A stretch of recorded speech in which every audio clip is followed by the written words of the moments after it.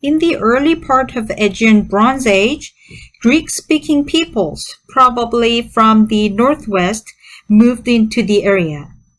They brought with them advanced techniques for metalworking, ceramics, and architectural design, and they displaced the local Neolithic culture. Later in the Aegean Bronze Age, the people of the mainland city of Mycenae rose to power and extended their influence into the Aegean islands as well. Many scholars believe that the Mycenaeans were mercenaries who fought for the Egyptians and returned home with rich war booty. In 2015, a team from the University of Cincinnati discovered at Pylos the extraordinarily rich burial of a man now known as the Griffin Warrior. The dramatic discoveries of Suleiman and his successors have fully justified Homer's characterization of mid-second millennium BCE Mycenae as rich in gold, even if today's archaeologists no longer view the Mycenaeans solely through the eye of Homer. The Minoans also possessed gold, but they derived their wealth from a wide network of trading partners instead of from plunder. And that is only one of the many differences between these two Aegean cultures. Mycenaean architecture developed in ways distinct from those of the Minoans. Mycenaeans built fortified strongholds called citadels to protect the palaces of their rulers. Although historians refer to this civilization as Mycenaean, Mycenae was one of the several large citadel complexes. The best preserved and most impressive Mycenaean remains are those of the citadels at Tiryns and Mycenae. Here we are looking at the citadel at Mycenae.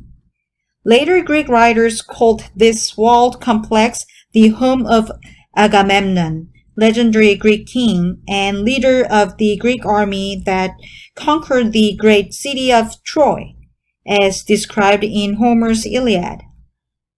The walls were rebuilt 3 times, each time stronger and enclosing more space than the last. These walls were about 25 feet thick and nearly 30 feet high. Indeed, the Greeks of the historical age believed that mere humans could not have erected these enormous structures. They attributed the construction of the Mycenaean citadels to the mythical giant one-eyed creatures, the Cyclopes. Architectural historians still employ the term Cyclopean masonry to refer to the huge, roughly cut stone blocks forming the massive fortification walls of Mycenaean sites. Inside, the most important element in the palace plan was the megaron, or reception hall and throne room, of Mycenaean king. Here we are looking at the reconstruction image of the megaron. The remains of the megarons at Mycenae and Tiryns are scant, but at Pylos, archaeologists found sufficient evidence to enable them to visualize the original appearance of its megaron. The floors, ceilings, beams, and door frames were painted with brightly colored abstract designs, and walls were covered with paintings of large mythical animals and highly stylized plant and landscape forms. A circular hearth sits in the middle, set into a floor finished with plaster, painted with imitations of stone and tile patterns. Let's move to another part. The so-called Lion Gate is the outer gateway of the citadel at Mycenae.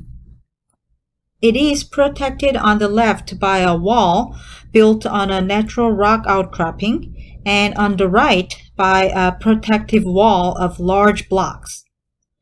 The gate itself consists of 2 monolithic posts capped with a huge horizontal lintel. Above the lintel, in the triangular space, Two lions in high relief are facing a central Minoan-type column. Similar groups appear in miniature on Cretan seals, but the concept of placing monstrous guardian figures at the entrances to palaces, tombs, and sacred places has its origin in Mesopotamia and Egypt, like Lamassu and Sphinx. In Mycenae, the graves of important people were enclosed in a circle of standing stone slabs. In these graves, the ruling families laid out their dead in opulent dress and jewelry and surrounded them with the ceremonial weapons, gold and silverwares, and other articles indicating their status, wealth, and power. Among the 30 pounds of gold objects Schliemann's found in the grave of Mycenae were 5 funerary masks. The Mycenaean goldsmiths hammered the shape of each mask from a single sheet of metal and pushed the features out from behind. This technique is called repousse. The masks found in grave circle A portray youthful faces as well as mature ones. The mask we are looking at here depicts a mature man with its full beard.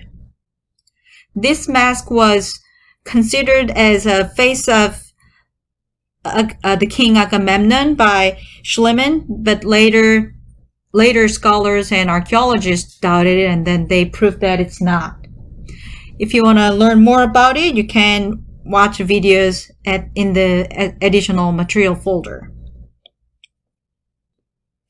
In grave circle A, several magnificent bronze dagger blades were also found. They were inlaid with gold, silver, and niello, a black metallic alloy, again attesting to the wealth of the Mycenaean kings as well as their warlike nature. On one side of the dagger, which you are looking at now here, is a scene of 4 hunters attacking a lion that has struck down a 5th hunter, while 2 other lions flee.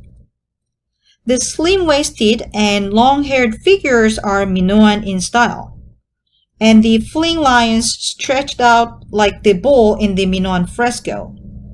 These lions are in the flying galloping pose to indicate speed and energy. It's likely that a Minoan metalworker made the dagger for a Mycenaean patron who admired Minoan art, but whose tastes in subject matter differed from the Minoans.